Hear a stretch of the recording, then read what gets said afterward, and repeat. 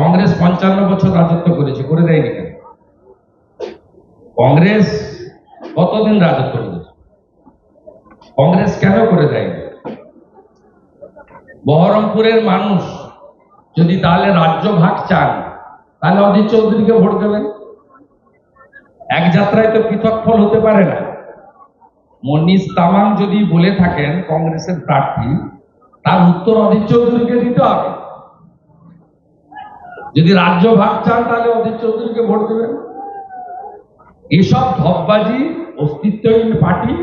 স্বাধীনতার পরে এই প্রথম বিধানসভায় সিপিএম এবং কংগ্রেসের কোনো মেম্বার নেই। আর সাগরদিঘির কথা ছেড়ে দেয়, সাগরদিঘিতে আমাদের সাহায্যে জিতেছে ভোট।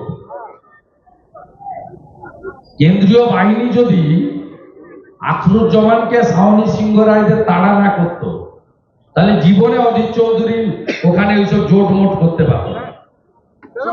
ওসব কথা ছাড়ুন, সাগরদিঘিতে কি হয়েছে আমি জানি, আমার থেকে বেশি কেউ জানে। বহরমপুর, মুর্শিদাবাদ, 4টে কেন্দ্রে তৃণমূল থার্ড হবে, লিখে রাখুন আমার নাম করে।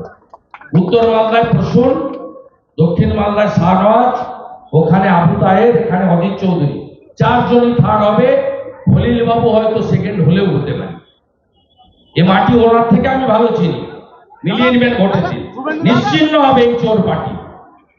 শাহজাহানের পার্টি গরিব গরিব দলিত কন্যাদের মাঝরাতে ডেকে নিয়ে যারা পিঠা বানানোর নাম করে বছরের পর বছর মায়ের ইজ্জত সম্ভ্রম লুণ্ঠন করেছে, তাদেরকে বহরমপুরের ভোটাররা ভোট দেবে না।